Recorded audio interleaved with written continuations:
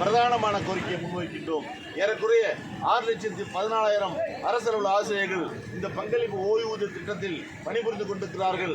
அவர்கள் நிலைமை எண்ணி பார்த்தால் வேதனையாக இருக்கின்ற காரணத்தினால் தொடர்ந்து இந்த கோரிக்கை நாங்கள் முன்னுரிமை அளித்து போராடி கொண்டிருக்கிறோம். இரண்டாவது கோரிக்கையாக கடன் விடுப்பு சலுகை ஏறக்குறைய 2020 கொரோனா பெருந்தொற்று காரணமாக நிதி நிலைமை மோசமாக இருக்கின்ற காரணத்தினால் 1 வருடங்கள் மட்டும் ஒத்தி வைக்கப்படும் என்று சொன்னது.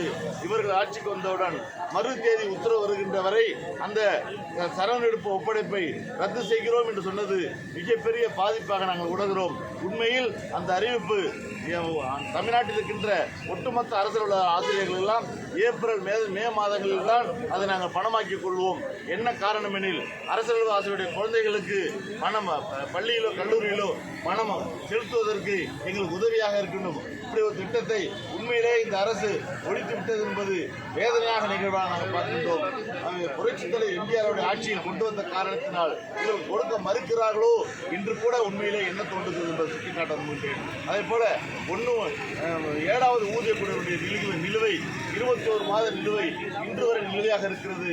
1/1/2016 முதல் 30/9/2017 வரை அந்த ஊதியக்குழு நிலுவை 21 மாதம் இன்று வரை நிலுவையாக இருக்கின்ற காரணத்தினால் அதை அறிவிக்க வேண்டும் என்பதை நாங்கள் கோரிக்கையாக வைக்கின்றோம். அதேபோல 1/6/2009 பிறகு பணியில் ஏற்ற ஆசிரியர்களுக்கும் 31/5/2009 முன்னாடி பணியேற்ற ஆசிரியர்களுக்கும் ஒரு நாள் தான் வித்தியாசம். எவ்வளவு ஊதிய இழப்பு தெரியுமா?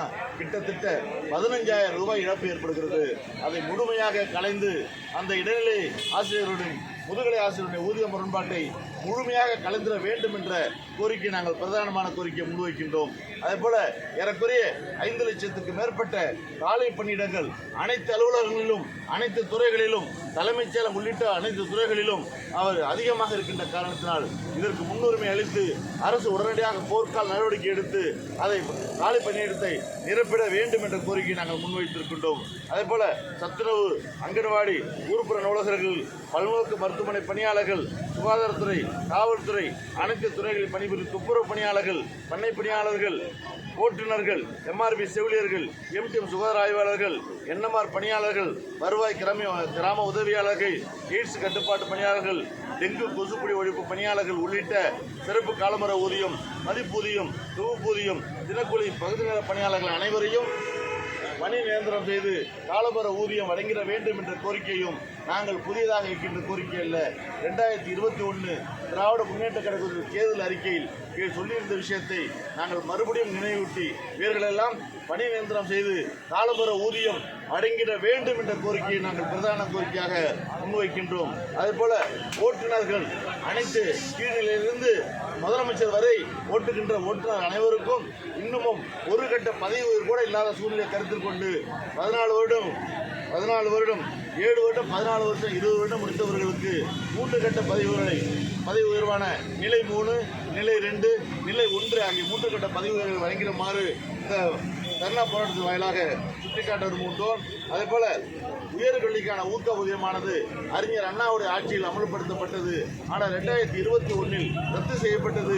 இதுவரை வழங்காமல் இருக்கின்ற நிலையை உடனடியாக இந்த அரசு பரிசீலித்து உயர்கல்வி பெறுவது அவர்கள் ஊக்க ஊதியம் கிடைக்கும் என்ற அடிப்படையில் தான் பல்வேறு சிரமங்களுக்கு அடிக்க பணிபுரிகிறார்கள், படித்து பணிபுரிந்து கொடுக்கிறார்கள். அவருடைய உயர்கல்விக்கான ஊக்க ஊதியம் வழங்கிட வேண்டும் என்பதை கேட்டுக்கொள்வதோடு மட்டுமின்றி அரசாணையின் 243 அமல்படுத்தி பல்வேறு குழப்பங்களை ஏற்படுத்தியிருக்கின்ற காரணத்தினால் ஏற்கனவே வட்டார அளவில் இருக்கின்ற பணி மூப்பை மாநில அளவில் பணி மூப்பு என்பதால் பல்வேறு சிரமங்கள் ஏற்பட்ட காரணத்தினால் குறைந்தபட்சம் வட்டாரத்தை கூட நாங்கள் கேட்கவில்லை, மாவட்ட அளவிலாவது முன்னுரிமை வழங்க வேண்டும் என்பது கேட்டுக்கொள்கின்றோம். அதேபோல மாநகராட்சி, நகராட்சி, பேரூராட்சி, கிராம ஊராட்சியில் பணிபுரிகின்ற மேல்நிலை நீர்த்தேக்க தொட்டி இயக்குபவர்கள், துப்புரவு பணியாளர்கள், துப்புரவு காவலர் விலகலை பணி நிரந்தரம் செய்து காலமுறை ஊதியம் வழங்கிட வேண்டும் என்ற கோரிக்கையும் தேர்தல் அறிவிக்கையில் தெரிவிக்கப்பட்ட கோரிக்கையை தான் மறுபடியும் முதலமைச்சருக்கு நினைவூட்டி கோரிக்கையை அறிவிக்க வேண்டும் என்று கேட்டுக்கொள்கின்றோம்.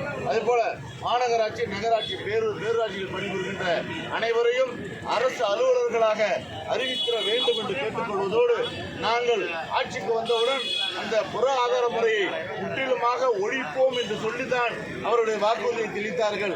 ஆனால் புற ஆதார முறையானது தற்பொழுது அனைத்து துறைகளில் ஊடுருவி கொண்டிருக்கின்ற காரணத்தினால் இந்த புற ஆதார முறை என்ற அவுட் சோர்சிங் என்ற புற ஆதார முறையை